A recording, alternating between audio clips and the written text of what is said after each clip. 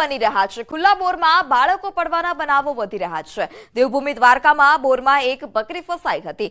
ભાણવડના સાજરીયાળી ગામમાં 200 ફૂટ ઊંડા બોરમાં 20 ફૂટે બકરી ફસાઈ હતી। જો કે ખંભાળિયાની ફાયરની ટીમે તે ઉપરાંત એનિમલ કેરની ટીમ ઘટનાસ્થળ પર પહોંચી હતી અને બોરમાં ફસાયેલી બકરીનું રેસ્ક્યુ કરવામાં આવ્યું। ભારે જહેમત બાદ બકરીને બોરવેલમાંથી બહાર કાઢવામાં આવી હતી।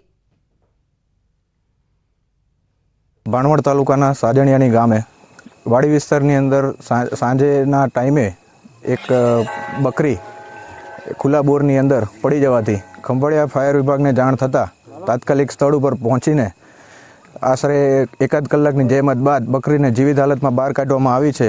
એક બકરું બોરમાં ફસાઈ ગયું છે અને ઇમરજન્સીના ધોરણે અમે અહીંયા પહોંચીને બકરું બોરમાં હતું અને ખંભાળિયા વિભાગની ફાયર ફાઇટરની ટીમે 1 કલાકની જહેમત બાદ બકરાને જીવતું બહાર કાઢ્યું અને પછી અમે ચેકઅપ કરી ફૂલ બોડી ચેકઅપ કર્યું અને જાણવા મળ્યું કે બકરું સ્વસ્થ હાલતમાં છે।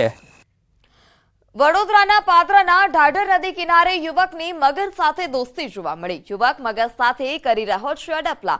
મહાકાય મગર પાસે જઈ યુવકે કર્યો જોખમી સ્ટન્ટ। વિડીયોમાં યુવક અન્ય વ્યક્તિને પણ બોલાવી રહ્યો છે। યુવકનું કહેવું છે કે મગર મારો પાલતુ છે।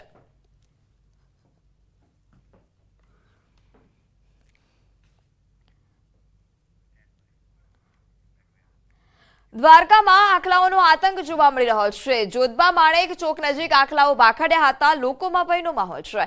રખડતા પશુઓને લઈ દ્વારકા નગરપાલિકાની ઉદાસીનતા જોવા મળી હતી। દ્વારકાધીશના દર્શને આવતા ભક્તો તેમજ દ્વારકા શહેરમાં રહેતા સ્થાનિક લોકો આખલાના ત્રાસથી પરેશાન છે। દ્વારકા શહેરમાં અવારનવાર રખડતા પશુઓને કારણે નિર્દોષ લોકો અકસ્માતનો ભોગ બને છે। સુરતના માંગરોળના લવેટ માર્ગ પર દીપડીનું મોત નીપજ્યું। ટુ વ્હીલરની અડફેટે આવતા દીપડીનું મોત નીપજ્યું હતું। 2.5 વર્ષની દીપડીનું બાઇકની અડફેટે આવતા મોત નીપજ્યું છે। વાંકલ વન વિભાગે દીપડાને મૃતદેહને કબજો લીધો હતો અને મૃત દીપડીને માંગરોળ પશુ ચિકિત્સાલય ખાતે લઈ જવામાં આવ્યો। આણંદના વિદ્યાનગર ખાતે સ્માર્ટ વિઝન ગ્લાસનું વિતરણ કરવામાં આવ્યું છે। આણંદ ટાઉન હોલ ખાતે એસએચજી ટેકનોલોજીસ દ્વારા આ ગ્લાસનું સંશોધન કરવામાં આવ્યું હતું। 200 જેટલા દ્રષ્ટિની ખામી ધરાવતા લોકોને આ ગ્લાસનું વિતરણ કરવામાં આવ્યું છે। આ ગ્લાસમાં કેમેરા લગાવવામાં આવ્યા છે અને જે આસપાસની વસ્તુ કેપ્ચર કરી શકશે, જેથી લાભાર્થીઓને જોવામાં સરળતા રહેશે। આ ગ્લાસનું વિતરણ નિઃશુલ્ક કરવામાં આવ્યું છે। આ ક્લાસીસની વિશેષતા એ છે કે સૌથી મોટી વસ્તુ જે મને ગમી એ અમારા માટે આ વિઝન છે। એટલે અમે જોઈ શકીએ છીએ આનાથી। એ અમને આસપાસની બધી વસ્તુઓ કેપ્ચર કરે ગ્લાસીસ, એમાં કેમેરા છે અને આસપાસની બધી વસ્તુઓ અમને કહે। તમારા બ્લૂટૂથને એનાથી કનેક્ટેડ છે એટલે તમને બધી ઇન્ફોર્મેશન મળતી રહે અને વ્યક્તિ કોન્ફિડન્સથી ભલે વિઝ્યુઅલી ચેલેન્જડ હોય, દિવ્યાંગજન હોય પણ ખૂબ સારી રીતે પોતાનું કાર્ય કરી શકે। દક્ષિણ ડાંગ વન વિભાગ હસ્તકના વાંસદા નેશનલ પાર્ક ખાતે વન અને પર્યાવરણ વિભાગના રાજ્યમંત્રી મુકેશભાઈ પટેલના હસ્તે વન પ્રાણી સારવાર કેન્દ્રનું લોકાર્પણ કરવામાં આવ્યું। અત્યાર સુધી ઇજાગ્રસ્ત પ્રાણીઓને જૂનાગઢ કે પાવાગઢ રેસ્ક્યુ સેન્ટરમાં લઈ જવામાં આવતા હતા। ઇજાગ્રસ્ત વન્ય પ્રાણીઓને હવે વાંસદા ખાતે જ જરૂરી આરોગ્યપ્રદ સારવાર મળી રહેશે। આ લોકાર્પણ કાર્યક્રમમાં ડાંગના ધારાસભ્ય વિજયભાઈ પટેલ પણ ઉપસ્થિત રહ્યા હતા। જંગલી જાનવરો જે હોય છે, પક્ષીઓથી લઈને તમામ પ્રકારના જંગલની અંદર એને ઈજાઓ થતી હોય છે, ત્યારે ગુજરાતના પાવાગઢથી લઈને અલગ અલગ સ્થળે એને મોકલવામાં આવે છે। અહીં રેસ્ક્યુ માટેની સારવાર માટેનું કોઈ સેન્ટર હતું નહીં।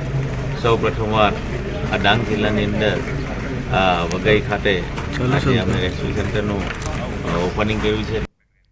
અમદાવાદ ખાતે ડોક્ટર બાબા સાહેબ આંબેડકર ઓપન યુનિવર્સિટીના 9મા વાર્ષિક પદવીદાન સમારોહનું આયોજન કરવામાં આવ્યું। પદવીદાન સમારોહમાં કુલ 19,094 વિદ્યાર્થીઓને પદવી એનાયત કરવામાં આવી છે, જે પૈકી 36 વિદ્યાર્થીઓને સુવર્ણચંદ્રક, 38 વિદ્યાર્થીઓને રજત ચંદ્રક, 39 વિદ્યાર્થીઓને સર્ટિફિકેટ એનાયત કરવામાં આવ્યા। આ કાર્યક્રમમાં રાજ્યપાલ આચાર્ય દેવવ્રત, મંત્રી ઋષિકેશ પટેલ તથા રાજ્યકક્ષાના શિક્ષણ મંત્રી પ્રફુલ્લ પાનસેરિયા હાજર રહ્યા હતા। આ ઉપરાંત ગુજરાત હાઈકોર્ટના પૂર્વ ન્યાયમૂર્તિ સોનિયા ગોકાણી પણ ઉપસ્થિત રહ્યા।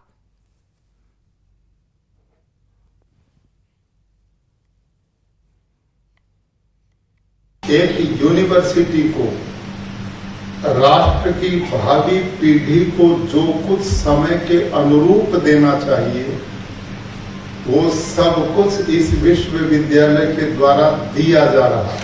હવેના સમયની અંદર જે ચોપડીની અંદર રટું રટાયેલું છે, જે આપણને ભણાવવામાં આવ્યું છે, એ ઇન્ફોર્મેશન છે અને એ ઇન્ફોર્મેશનને જ્ઞાનના સ્વરૂપમાં કેવી રીતે ડિલિવર કરવું અને સમય જતા એને કેવી રીતે બધું ધારદાર કરવું. જ્ઞાન હંમેશા ધારદાર હોવું જોઈએ.